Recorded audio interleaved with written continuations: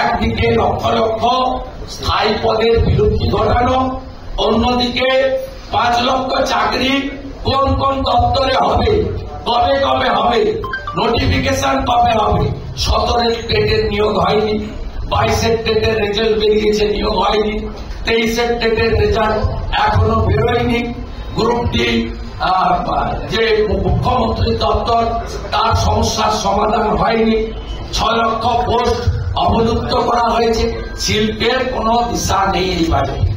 Industry এবং ছোট ছোট শিল্প, ভার্টিকাল ফুড প্রসেসিং ইউনিট, বড় শিল্প আনার জন্য ইন্ডাস্ট্রির ইনসেন্টিভ তার কোন উল্লেখ এই বাজেটে নেই।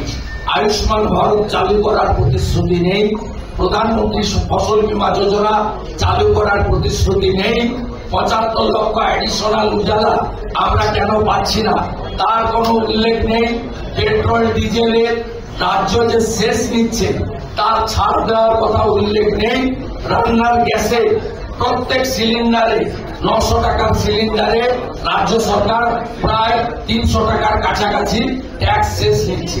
সেই 300 টাকা থেকে আমরা আশা করেছিলাম যে এই সরকার রাজস্থানের মতো অন্তত রাজস্থানে 450 না হলেও 300 টাকা করে ছাড় দেবে এলপিজি গ্যাসের সিলিন্ডারে। তার কোনো উল্লেখ এই বাজেটে এই সরকার রাখতে পারেনি। পরিশেষে এখনো কর্মচারীদের সঙ্গে কেন্দ্রীয় সরকারের মহার্ঘ ভাতার ডিফারেন্স 40% থাকবে। 4% আজকে ঘোষণা করেছেন, কবে থেকে দেবেন? আগামী অর্থবর্ষ থেকে দেবেন। ইতিমধ্যে মে মাস থেকে দেবেন, মানে ভোট গণনার পরে। ভোটটা নিতে হবে, ভোট গণনার পরে দেবেন। কিন্তু আপনাকে বলে রাখি, ইতিমধ্যে জানুয়ারি মাস আসার সাথে সাথে 4% দিয়ে অলরেডি আবার বেড়ে গেছে। ইটস এ কমপ্লিটলি মিথ্যাচার, জাগলারি এবং আবার পশ্চিমবঙ্গের মানুষকে টুপি পরিয়ে মিথ্যা প্রতিশ্রুতি দিয়ে ভোট নেওয়া। আর বিশেষ করে যে মুসলমানরা দল বেঁধে ভোট দিয়ে মমতা ব্যানার্জিকে মুখ্যমন্ত্রী করেছেন, সেই সংখ্যালঘুদের জন্য তাদের জন্য কোন উন্নয়নের বরাদ্দ 1 টাকাও এই সরকার করে।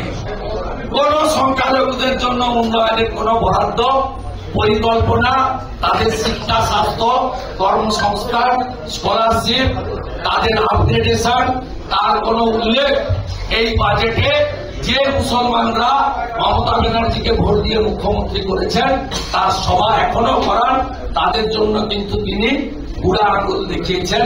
শুধু তাই নয়, গোর্খা, তামাং, ভুটিয়া, রাই, লেপচা জনজাতিদের বিভিন্ন যে গ্রুপ রয়েছে তাদের জন্য অথবা কুর্মী সম্প্রদায়ের জন্য একটাও কোনো প্রতিশ্রুতি নেই। অথচ কুর্মী উন্নয়ন বোর্ড, আদিবাসী উন্নয়ন board, Lepcha board, Bhutia board, Tamang board, Gorkha board, নানা বোর্ড হয়েছে। 1 টাকাও বাজেটে এবারে এই বিভিন্ন ধরনের আমাদের যে কমিউনিটি তাদের যে বোর্ড রাজ্য সরকার বিভিন্ন সময় ভোটের সময় তৈরি করেছিলেন, একটাও প্রতিশ্রুতি নেই। হসপিটাল আপগ্রেডেশন, শিক্ষা দপ্তর, শিক্ষা প্রতিষ্ঠান আপগ্রেডেশন, আধুনিক শিক্ষার কথা কোথাও নেই। আর গঙ্গাসাগরের ব্রিজ, এই ব্রিজের জন্য যে বরাদ্দ হয়েছে, এই বরাদ্দ জলের অনেক নিচে চলে গেল।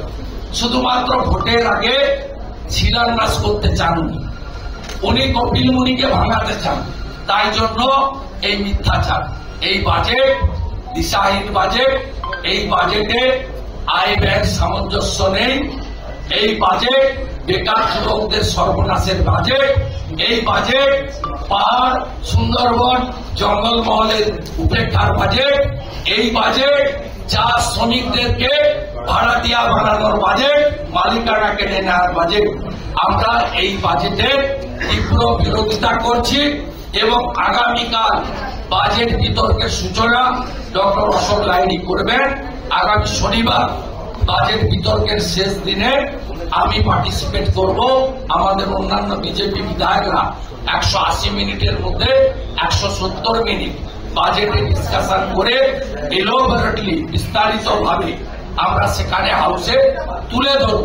সাথে সাথে মনোজ টিগ্গার নেতৃত্বে আমাদের বিধায়করা প্রত্যেকটি ডিপার্টমেন্টের এগেনস্টে কার্ড মোশন জমা দেবে এবং আমরা ভয়েস ভোটে নয়, আমরা ভোটিং এর মাধ্যমে শনিবারে বাজেটের বিরুদ্ধে জনগণের পক্ষে একমাত্র বিরোধী দল নো সেটিং অপোজিশন বিজেপি আমাদের যে আপত্তি আমরা রেকর্ড করানোর চেষ্টা করব যদি স্পিকার ভোটাভুটি পর্যন্ত যান।